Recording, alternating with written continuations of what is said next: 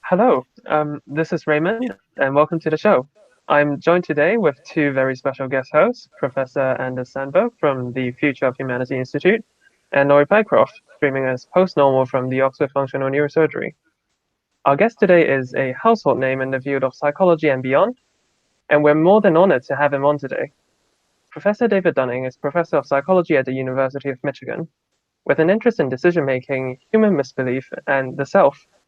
He's probably most well known for his 1999 paper co-authored with Justin Kruger, Unskilled and Unaware of It, How Difficulties in Recognizing One's Own Incompetence Leads to Inflated Self-Assessments, as well as the subsequent cognitive bias and half his namesake, the Dunning-Kruger Effect. Professor Dunning, thank you so much for agreeing to talk to us. Thank you for having me. So I thought it would be nice to maybe start from the very basics for our audience who might not be familiar with your work. What is the Dunning-Kruger effect defined by David Dunning himself, and has it changed over time? Well, the Dunning-Kruger effect actually is a family of effects, but in popular culture, the culture has focused on one aspect of it, which is that incompetent people don't know, scratch that, they can't know that they're incompetent. That is, in not only performing, but judging your performance. You need expertise to be able to accurately judge a performance, as well as come up with the right thing to do.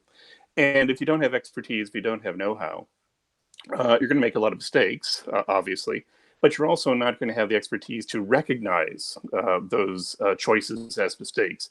And so often people who are going the wrong way, so to speak, doing something suboptimal, to be diplomatic, are simply not in a position to recognize that this is what they're doing. They lack the very expertise they need to recognize that they lack expertise. Could you maybe tell us a bit more about the history of the Dunning-Kruger effect? So how did you come up with it, and maybe tell us about some of the experiments you did to measure it? Sure. I mean, I have a long-standing interest in how well we follow the old Delphic admonition to know ourselves. I mean, do we have an accurate grasp of our competence and of our character? And so naturally, I was looking for psychological dynamics that might produce lack of self-knowledge. And just over the years, I noticed that a lot of people said outrageous things on television, in my office, and so forth, or at least I thought they were outrageous. And I would sit there and kind of go, don't you recognize that what you just said is a little bit off? But I kept that at the back of my head. And one day, Justin Kruger walked into my office, said he wanted to work with me. And I said, well, I have this high risk reward idea. I would really like to know if poor performers, people who don't know simply logic, don't have a good sense of humor, are grammatically unskilled, how much they recognize their deficits. And so we went off and did the studies. And I remember to this day being stunned at how little people who do little knew about their shortcomings, their mistakes. They were just, in our experiments, blithely unaware. So what we would do is take Cornell students and give them tasks that they should know. I mean, they're academic tasks like analytical or logical reasoning or grammar, and test them out and ask them how well they'd done on the test. And pretty much what we got is people on average thought they were way above average. That's not a surprise in psychology. People tend to overestimate themselves. But people at the very bottom, let's say the bottom 25%, thought they were beating out 65% of their peers. They were overestimating how well they were doing on these tests by some 40%. And that's the gap that came to be known as the Dunning-Kruger effect. And since then, we've tested in a lot of areas. So we've invaded a trap and skeet shooting contest near Cornell and gave people a pop quiz on firearm safety. And the people, that was one of the rare cases where the people doing the worst on our little quiz actually was created by the National Rifle Association. The people doing the worst were the most confident in their skills about firearm use and safety and care. And other people, for example, have surveyed interns or residents going through gynecology rotation down at the University of Florida medical school, and those who were flunking the test or doing the worst in the entire rotation tended to think they were going to get a B plus on average. So in a lot of different areas, what you find is people who are performing the worst in intellectual tasks or social tasks, I mean, tasks that require know-how, if you will, tend not to know how little know-how they know. Do you think, in some ways, the popularization of the DKE changed how you did research later on? I'd have to say it did. It took a little while, though, because we did the piece, and it famously was the piece I sort of looked at and said, I don't know how to follow this up. So I went off and did work in other areas, in particular looking at motivated reasoning, wishful thinking, if you will, and seeing how much that drove thought all the way down to below thought, namely, literally what you saw or what you heard in the environment could be shaped by what you wanted to see and what you wanted to avoid. So I was looking at active self-deception. And the Dunning-Kruger effect is inadvertent self-deception.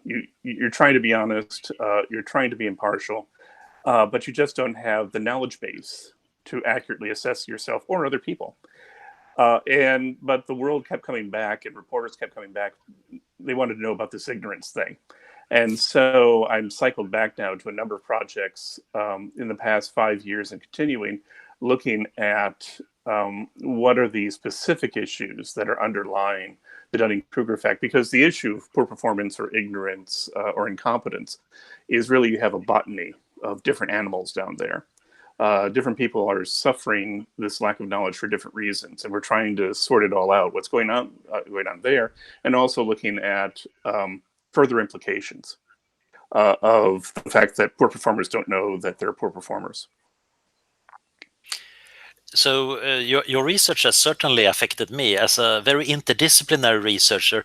I'm now constantly racked with this fear that maybe I don't know what I'm doing and I'm totally unaware of that. So at least I'm trying to counteract it, but that is of course tricky. So there is a good question we got from the Oxford Psychology Society. Which individual differences actually do account for the variation in the extent to which one gets this bias? Does intelligence play a role, or personality, or some other factor? Well, I'd have to say that our original message, and it's a message that still works as a main message or a main point to keep in mind, is that this is an effect that infects everybody. Everybody is vulnerable to it sooner or later. It might be different ways. It might be in different areas of life. Some people might make a more flamboyant masterpiece of their Dunning-Kruger effect, but it's everybody. Nobody's immune.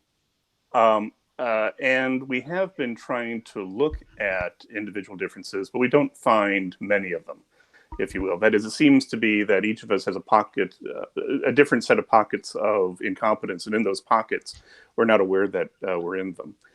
The one thing I will say, though, because this is individual difference work that we've done, is a surprising individual difference that's relevant actually comes from schizophrenia research, which has taken a look at how much evidence does a person need in a very rarefied artificial task.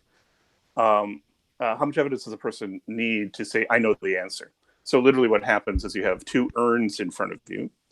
One is a majority of red balls in the urn, one is a majority of white balls in the urn, and I, the experimenter, I'm going to start pulling balls out of one of these urns. And you stop me when you know which urn it is. And so you pull out, ball number one, and it's white, and the next ball, and it's white, the next ball that it's red, and the fourth ball is white. And the key is when does the person say stop, I know, I can make a guess which urn you're drawing from. And in schizophrenia research, what they've discovered is that people who say stop after only one or two balls tend to be much more vulnerable or prone to delusion. And I thought that was interesting. So we imported that into the usual types of judgments and decisions we have people do in my lab and in my field, and discovered that in the general population, there are a lot of people who say stop after one or two balls.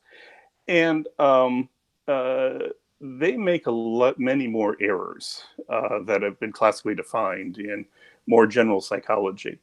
And you could say they're more prone to the Dunning-Kruger effect, but what's really going on is they're just much more likely to make errors. And once you've made errors, you are in the pocket of incompetence. So it's not that I don't think they have any more or less insight. They just are much more likely to wander into the zone where the Dunning-Kruger effect kicks in. And that's the only individual difference that we've been able to find is relevant to this phenomenon.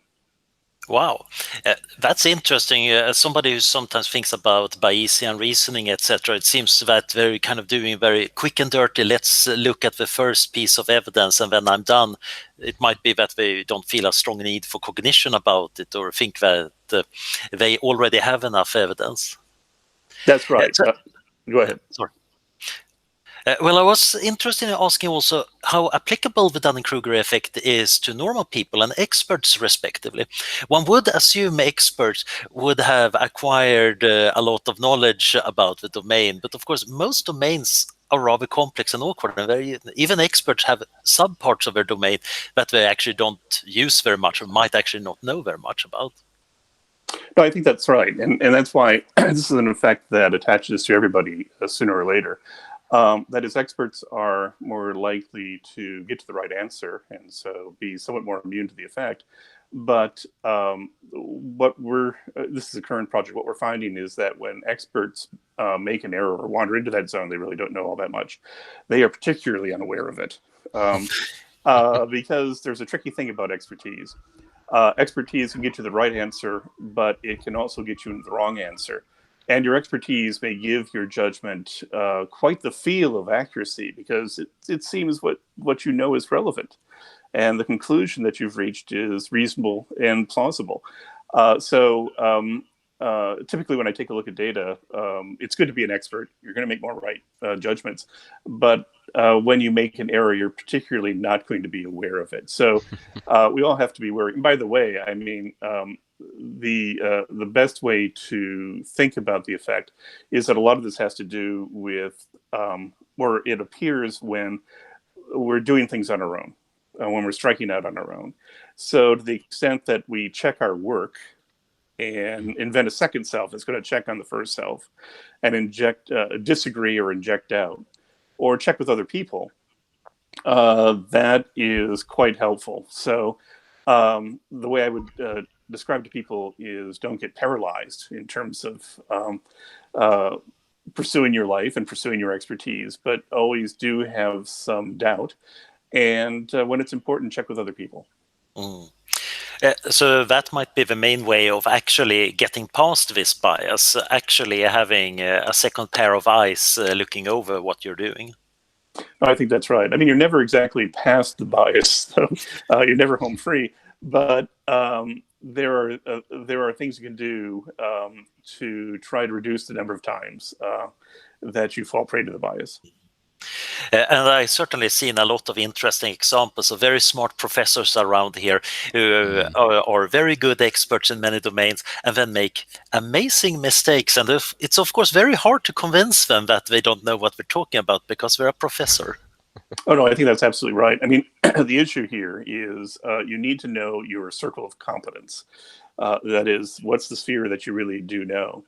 And there is a difficulty in knowing when you're stepping outside of that circle of competence because often what people aren't aware of, and there's no reason to expect that they're going to be aware of, is when they move to a different field, that there's a different set of skills or a different set of knowledge that they need to know. The problem is that, let's say if you're a mathematician, just to use a COVID example, and you can do growth curves. You think, okay, you're predicting the growth of the virus is a math problem. Let me do the math and figure out where the virus is going to go and how challenging it's going to get. And math is involved. But what a mathematician may not recognize is there's a lot of knowledge about epidemiology, about the limits on growth, and the fact that spread is not random; it's correlated. There are hotspots that occur. As opposed to just this thing pops up in different areas of a country, for example. But the mathematician, being trained in math and not being trained in epidemiology, doesn't know the epidemiology wisdom or concepts or analysis, doesn't know it exists. Mhm. So it's easy to over-apply the math because the math is plausible. It is part of the problem, but not recognize that it's only part because you don't realize everything else. You just have no clue about everything else that's relevant. Just to give you a jargon term, this is a phenomenon that we refer to in my lab. It's been referred to elsewhere as well. It comes from linguistics. The phenomenon we call is hypocognition, which is that there are concepts, there are analyses, there are ideas that are out there that are relevant, and you have no idea they exist. And as a consequence, you think what you know is relevant, but you don't realize how much it has to be qualified because you literally have no idea the concepts you need to know if you're going to do something that lies outside of your circle of competence. Yeah, and of course, in these times where everybody's an armchair epidemiologist, there's probably going to be quite a lot of hypocognition going on. But also perhaps a fair number of armchair epidemiologists who are aware that they are armchair epidemiologists, which might actually be quite helpful. No, I think that's right, but we don't see them, Yeah. or they qualify their what they're saying appropriately. But a few cases escape where people don't realize, if you will, that they're just being armchair, if you will, or that if you're an outsider to a field, the way that outsiders have an impact, and outsiders can have an impact in the field. They can be very worthwhile to have in the conversation, but they have to have a conversation with people who have expertise in that field as well. So I'm sure there are a lot of armchair epidemiologists who have folded themselves into teams that are doing quite good work because they have a team with a lot of different expertise and a lot of different ideas, a lot of different circles of competence there. But there are some lone wolves, and it may not be the general case, but it certainly is. Have been some visible cases of armchair epidemiology where people strike out alone. Not recognizing the idea that if they're going to do something that lies outside their usual circle of competence, the wise thing to do is to do that in a team, not as a lone wolf. Oh, yeah. Yeah. So a final question from me is, there are some cognitive biases like anchoring that even if you know about it, it's very hard to deal with because it's such a low-level process probably in our cognition. So how impenetrable is the Dunning-Kruger effect? There are some visual illusions, for example, like the checker shadow illusion, that even when you've seen that you have the illusion, you still can't make your mind actually recognize that the two pieces of checkerboard actually are the same shade. Are there similar things going on when incompetent people find out that they're incompetent? Is it that they still cannot get out of that, or do they actually get a bit better when they get the evidence? Well, this actually may be where individual differences are where our reaction to finding out they're incompetent is really a different domain of psychology than the original Dunning-Kruger effect itself. Now, the Dunning-Kruger effect itself is often impenetrable to people. So we've done things like paid people or promised to pay people up to $100 for coming up with correct assessments about how well or how poorly they're doing. And you really get people's attention, but it does nothing to the accuracy of their judgments. Excuse me. But it's a different situation, which is equally interesting, if not more interesting, when you confront people with the fact that they don't know. And there you do step into the realm of wishful thinking, defensiveness, rationalization, and suddenly it's not a pure cognitive or intellectual problem. The Dunning-Kruger effect, if you strip away everything else, there's still a purely intellectual problem. You're just not in a position to know. But if you're confronted with the idea that you don't know, sometimes people are going to react with, oh, I've learned something about myself. Fantastic. And in our work, we find that tends to be the norm. But then you do get reactions, and I won't say it's an individual difference, but it's certainly a different reaction. Where people just deny, or they obfuscate, or they resist the information. Now we're in the realm of self-deception, if you will.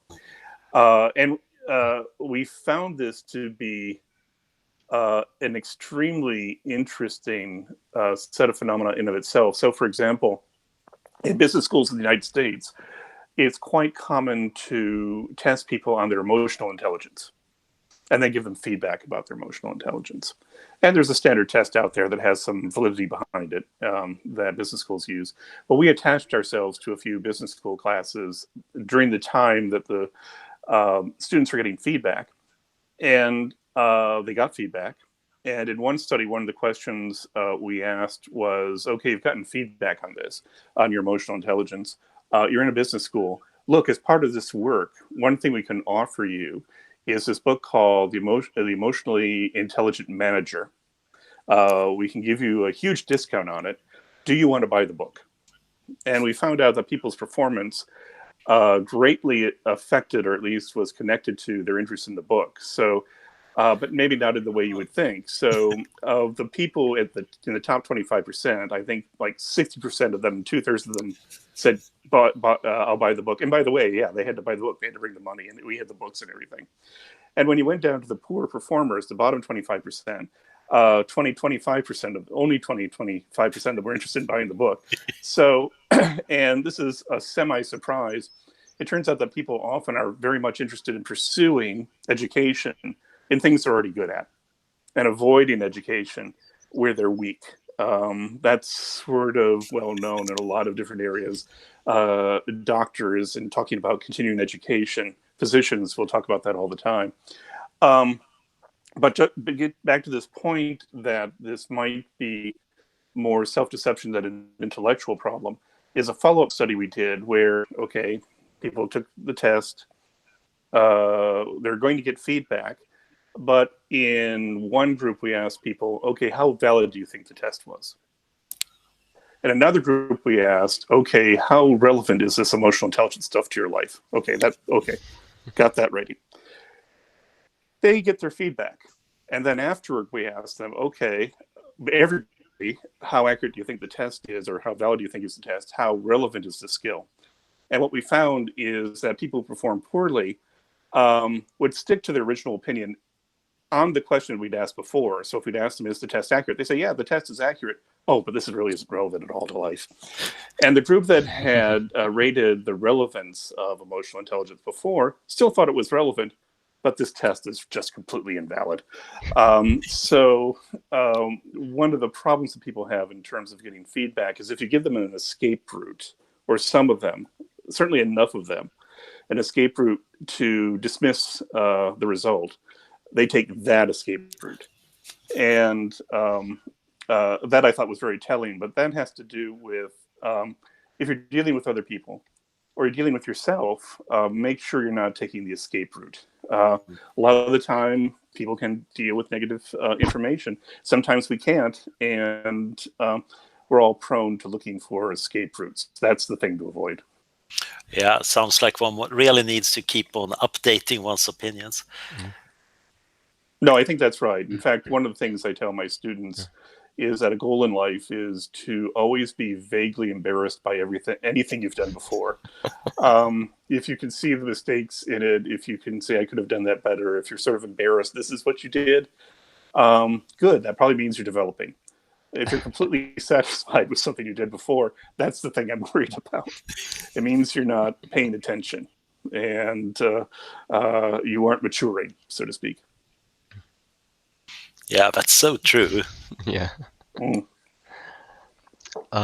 So I was particularly interested in, I've got a few questions. I'm particularly interested in exploring the positive side of the Dunning-Kruger effect, since it's such a universal effect, and something I think part of the reason it's become so popular, on the internet and now spreading throughout popular culture more broadly, is because it's such an obvious thing once you hear about it. You observe it in stupid people everywhere. You observe it in smart people everywhere. Nobel laureates coming out and saying some of the dumbest things just outside their field. So for something that is so well kind of conserved, what do you think are the benefits? I guess first, this question from the psychology study on a evolutionary and kind of societal level. Well, I think there are a number of ways to think about it in terms of the adaptability of the effect. I think one of the things the effect reveals is we can have wrong opinions, but nothing's really ever going to come of it. So I watch a lot of European football. I have a lot of opinions about coaches and how they're managing their team or managing their players, but nothing's ever going to come of my opinions. So I could be displaying a lot of Dunning-Kruger, but it doesn't mean anything. I entertain myself. No one gets hurt. And in my expertise, I can have a lot of pleasant feelings and certainly not feel stress, if you will. I mean, one of the things about overestimating yourself is you avoid the stress of underestimating yourself, or maybe truly knowing yourself when there's no self to underestimate, if you will. So there's that. But the other take that that I often talk about is that evolution has made us skilled in terms of the tasks that we do. There's some tasks where I don't think there's been enough time for natural selection to act on, or they're evolutionarily relevant, like astrophysics, for example, or advanced calculus, for example. But the issue with evolution is that it's evolved to make us good enough, but very far from perfect. So it's not a surprise that we still have imperfections. It's not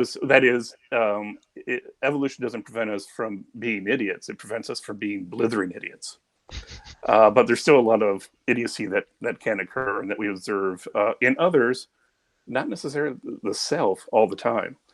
But I think not knowing what you don't know, and that's at the heart of what we're talking about today, that's a particularly tough evolutionary barrier or obstacle or challenge to surmount. So I often think of the Dunning-Kruger effect, or not knowing what you don't know, is the challenge that evolution hasn't succeeded at yet. It's still a challenge for evolution. Oh, but by the way, I should mention, though, that in terms of having confidence, there are times in which being confident, maybe even being unrealistically confident, really is helpful. So let's say that I'm a general, I'm going to war, I've come up with a plan, and today is the day of battle.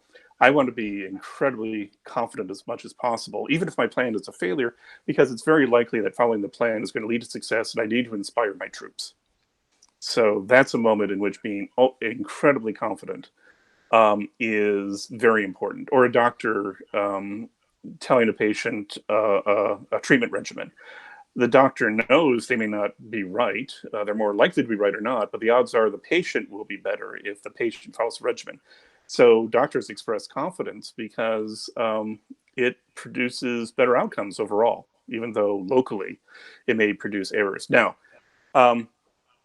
that's where confidence is helpful when adopting it is going to raise your chances of success. But beforehand, before that day of battle, I don't want a general who's overly confident. I want a general who's scared. I want a general who's going to over-prepare. They're going to have too much ordnance. They're going to have too many troops. They're going to have lots of contingency plans that they've carefully laid out. They're going to wonder about, what don't I know? For example, what's the intelligence that I can glean from whatever intelligence source I can get to?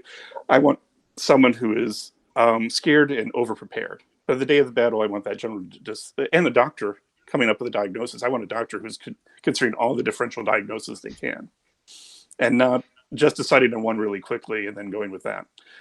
But on the day of battle, whether it be in the doctor's office or on the battlefield, now is the time to be confident, when it's time to execute. So there are a lot of ways to think about the advantages and disadvantages of overconfidence, both in evolutionary terms or on that time scale, or let's say in the more day-to-day time scale. Yeah, I was particularly thinking about this in terms of people like politicians or Mm. CEOs, where, as you said, with kind of doctors and generals, there seems to be inherent value in appearing confident, in signaling that confidence, even if one's actually lacking it. Um, of course, there are some politicians we could point towards who have very strong, very confident opinions, not naming any names, of course, on Oh, no, of course not. no, on specific topics, say regarding, use of bleach in certain treatments or whatever, and to their electoral base, that seems like an advantage, that being able to signal, I'm the smartest guy, I've got the smartest teams on board, and I know everything about all of these topics. That seems to have electoral benefit. But when it comes to actually doing the things that politicians should be doing, as you say, you want the general to have stacked up all of his ammunition and prepared properly, and you probably don't want a politician who is taking advice from fortune tellers or from Mm. the passing thoughts in his morning shower. No, I think Um, yeah, I yeah, think that's absolutely right. Go ahead. yeah. So I was just thinking, um, how do we, I guess, on a societal level and as a polity, kind of balance? I suppose this is probably a bit of a big question for this one talk, but Mm. how do we balance the desire to have confident leaders who give us hope and don't cause us excess worry, versus those who have unfounded confidence? Well, I think that's a very good point, or something that people should be more attuned to. That is one of the themes that you find in work on judgments and decisions in psychology is that people are very sensitive to or responsive to the strength of the message, the confidence of the message that they're getting. And people give short shrift to the question of credibility. Is this something I really should believe? That is, the message is strong, but it has nothing to do with whether it's a reliable message or an unreliable message. And so, what I would recommend, especially moving forward in such an information-rich environment, is we have to develop more day-to-day skills in assessing the credibility of messages. So, if someone is talking about bleach, can they bring the report or their team of interdisciplinary experts that are saying, yes, bleach is the way to do this? Or does it just look like a passing thought, for example? Does this person typically just say what's in the head at the moment? Or are they saying something that shows reflection of some preparation beforehand, some documentation beforehand?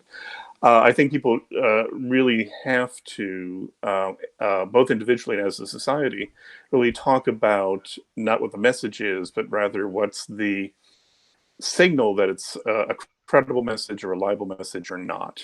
And I'll just tell you that there are many skills, either as a society or individual, that we could develop more. Um, we haven't really developed them reliably yet. So this is suggested by the psychological literature. But given uh, a situation from here on out where we're going to be awash in information, misinformation, those are going to be skills. In this case, the assessment of credibility, that it would be terrifically important to develop to a higher degree. Absolutely. And I think this is particularly pertinent, unfortunately, at the moment, in the midst of the pandemic, where we're attempting to assess the credibility not only of politicians who, we maybe have a baseline expectation that they're going to lie a bit and they're going to engage in puffery and so on and so forth, but also in a lot of experts, many of whom may be talking about subjects that are outside of their field of expertise. I've seen a lot of normal, general practitioners and surgeons and virologists and so forth being roped into talking about epidemiology, which, though they no doubt have some education, they're not specialists in. And it becomes very difficult to assess that signal of credibility when you've got the politicians on one hand trying to sort of super signal um, credibility, and the doctors trying to navigate the media landscape, while media figures are painting them as being as possessing expertise they don't have. No, So, I think, yeah. no, please go. Oh, no. I think, and by the way, just to bring in some terminology, because people tend to find it useful, the idea that I'm an expert in one field, but now I'm speaking outside my circle of competence, for example, into epidemiology, which is the situation that we're in now. Along with philosopher Nathan Ballantyne, we've been working on epistemic trespassing, which is dismissing experts in one field and you trespassed into their field, and what's behind that. But I think you're right. I think the media, us individually, policymakers do have to be thinking more about the issue of credibility. Is this a person or that's epistemic trespassing, for example? But there's another thing I'd like to point out about the epidemic and COVID-19, which is in some sense, in a way, we're all not experts in this. We're all trespassing into something we really don't know. This is a different virus. It acts differently. We may have crucial knowledge that's going to help us defeat the virus, but we're going to get some things wrong. And experts, true experts, are going to have to change what they say in terms of what it means in terms of cases, the future deaths. There are going to be different messages, because we all really started out, in a sense, in Dunning-Kruger at the beginning of this. This is a novel situation. We don't know what we don't know. There are a lot of unknown unknowns. And experts now are learning at an incredibly impressive rate. I mean, it's astonishing how much we've learned about the virus and combating it. And there's more to come. But so the skill I think we also have to develop is recognizing when we're in a situation where no one really knows, that we have information. I mean, in our lifetimes, there have been pandemics, Ebola, for example, or H1N1, for example. There are historical records from the Spanish flu back in 1918. But this is a new thing, and that information and that knowledge is going to be useful, but there are going to be contradictions to that information. We're going to learn. And so people have to recognize when they're not when they're in a situation of uncertainty, where the uncertainty is going to last for a while, that you're going to have to act, and act fast, not in a position of knowledge, but in a position of uncertainty, and know that you still have to act, and know that the story is going to have to change. And the issue that I see is that a lot of media commentators, when projections change, or when treatment, proposed treatment or proposed interventions change, like should you wear a mask in public or not wear a mask in public, things like that, people kind of go, oh, the experts don't know anything. No, the experts are learning, and we have to recognize the situation that we're in, and that things are going to evolve. What we will know 6 months from now will be far different and far better developed than what we know now. And we also, by the way, do have to always have a little bit of doubt, or put an asterisk beside anything that we do think moving ahead. So one of the things I find interesting, and this is the thing that I myself am tracking, is that at least in the United States, there's a thought that this virus will be like the flu, it will disappear in the summer.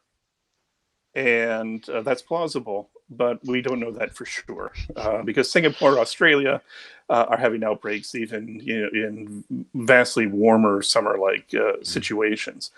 But we're importing knowledge that we have, the flu, into this virus, and that's likely to give us a lot of correct guesses about what to do about this virus. But we should always have an asterisk about our assumptions about what else we can assume, for which it's unknown, we don't have evidence, we don't have the experience. So I think one of the skills that at a societal all the way down to an individual level, we're going to have to learn how to know which pieces of knowledge or inference we think we have. Well, we should attach an asterisk to it. It's probably right, but it may not be right. And we shouldn't just be 100% confident in what we assume the road will be ahead, or assume what the best action is to take. So a long-winded answer to your question. I'm not actually sure it's an answer to your question, but I did want to point it out. I thought it was an interesting discussion around the topic, and that's what I was asking the question for, so I'm very happy with it. Raymond, did you want to jump in? Um, yeah, Or sure. are we, Um, sorry, I'm not sure if you wanted to jump in before we we move to the we can end section. we can directly move to the end section. Yeah. Okay, so I guess I had a kind of ending question. Um, Not to cut anyone else off if anybody else has questions, obviously, but basically, how does David Dunning live with the Dunning-Kruger effect? So, given that you know all of these things and you are literally the expert on this topic, how has it affected your life and your academic life, knowing how little we all know? Well, I think one stance I've adopted is when you're wrong, when I'm wrong, I'm not surprised anymore, if you will. I mean, we all have to take actions. We all have to live with this aspect of the human condition, if you will. But I just want to become more aware of its effects when they become visible to me. So what do I do about the Dunning-Kruger effect? It's hard for me because I have my pockets of incompetence and I don't know what they are. But when they get exposed, I don't fight it as much. But I think the other buzzword or term to think about is intellectual humility. That is, you don't want to get paralyzed and you don't want to overanalyze. But when a situation is significant, when there are consequences, I think it's important to think it through. Think about ways that you could be wrong, about decisions that you are considering, how each one might lead to disaster. There's a wonderful exercise called a premortem that has been suggested that when you decide on a course of action, say, okay, let's say I take this course of action, and 5 years from now, it's a complete disaster. What led to that disaster? That turns out to be a very effective way to figure out what might be wrong with your plan. So I do consider how I might be wrong. But I also a little bit more willing to listen to disagreement, dissent. I give it a fairer hearing, simply because my wrong decisions are going to be invisible to me unless I take it. And some of them I can avoid if I just take a little extra care when it matters. Don't want to overthink on everything. Don't have that much time in the day. But when it matters, I'm just willing to consider the possibility I might be wrong, consider other people's opinions. And when things go wrong, I kind of go, okay, that's a learning experience. And I'll go from there. I wish I could force just about everyone in the world right now to listen to that couple of minutes, because I think that's something the world really needs to hear. Okay, I'll hand it over to Anders then. So here's a question we ask all our guests. So if you had all the funding in the world to investigate anything you wanted, what would it be? Oh, that's extremely interesting.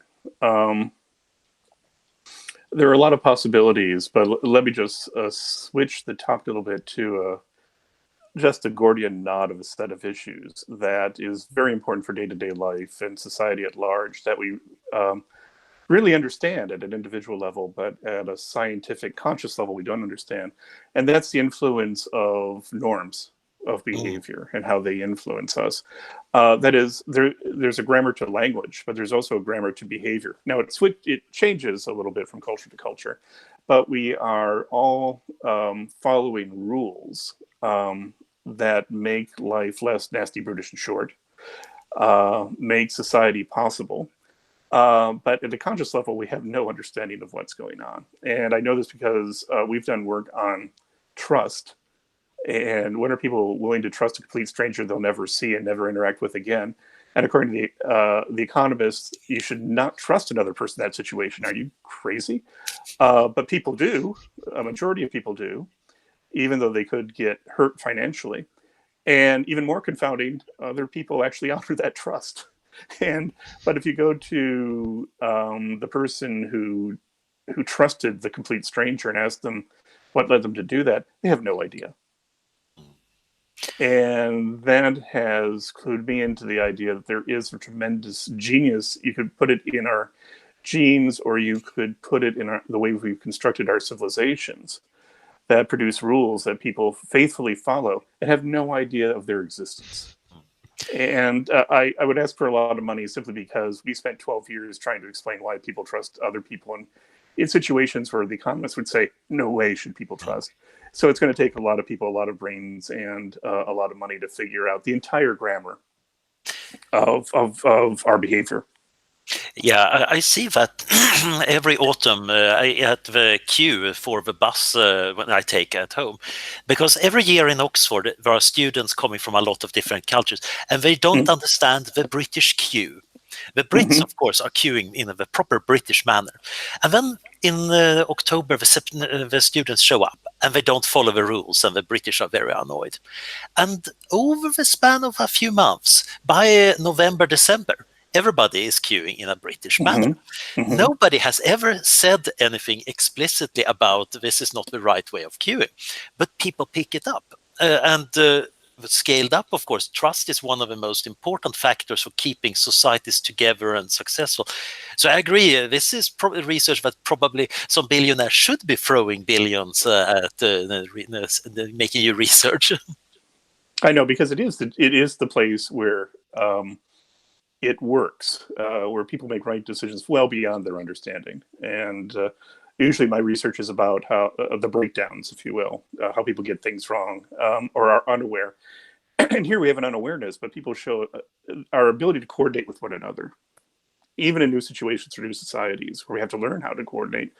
That genius is just something to behold, but people don't, if you don't think about it, you don't see it, and you don't recognize it, you don't appreciate it. So I wouldn't mind really trying to break down what's behind that genius. That's wonderful. So my sort of last question, it's a sort of special ending question, is that oh,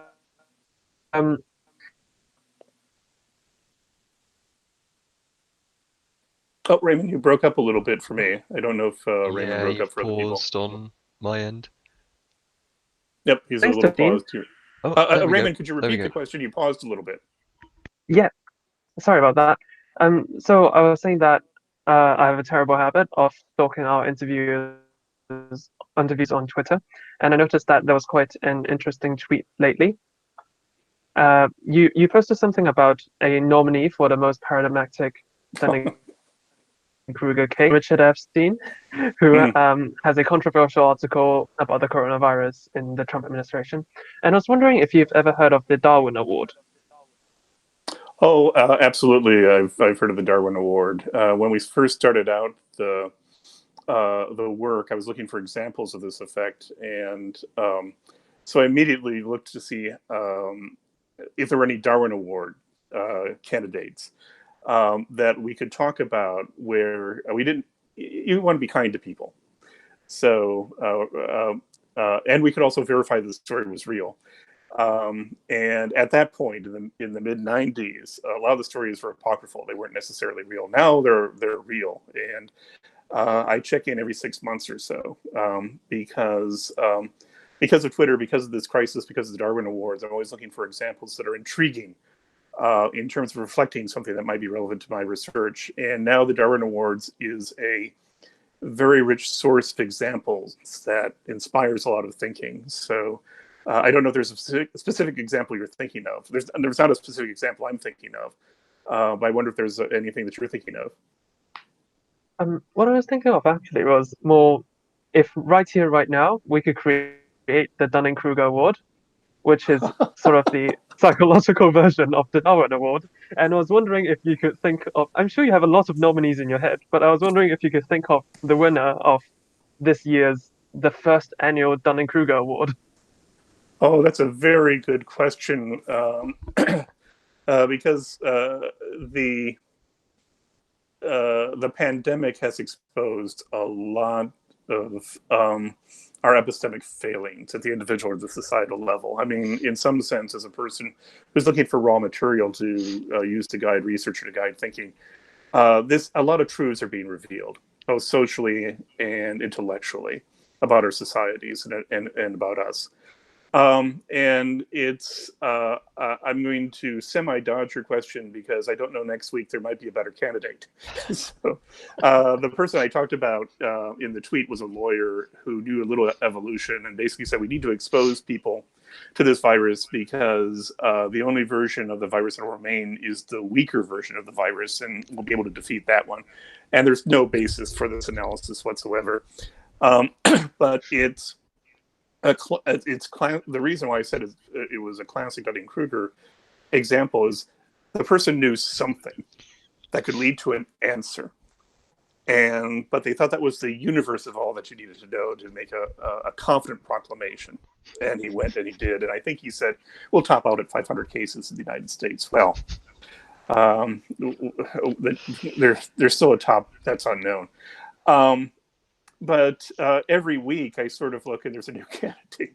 So I think the only appropriate thing, the only appropriate person to nominate for the inaugural award,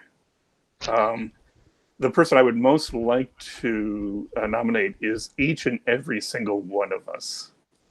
Because the key thing to remember is that this is not about them, it is about us, and it is about me, if you will. Some people may make it more flamboyant. Some people may make it more of a disaster, but we're all going to confront our own personal disasters that have bad outcomes for ourselves and for other people and people we care about. That has to be the first candidate to designate as the recipient of the Dunning-Kruger Award. Another way to put it, and this also comes from Twitter, a long time ago in a tweet far, far away, someone once tweeted the first rule of the Dunning-Kruger Club is you don't know you're in Dunning-Kruger Club. And if there's any ending takeaway I want people to leave with, that's the takeaway I want them to leave with. On that note, thank you so much for joining us today, Professor Dunning. Thank you. Very great questions, great discussion. So thank you and what you're doing. It was lovely chatting This was with you. epic. Thank you. Yeah, absolutely. Yeah. It's fantastic. We hope that we'll see you for the second Dunning-Kruger Effect Award. Oh, no, I have to start the work. Assuming we're all here next year. All right, so I guess we should stop the recording.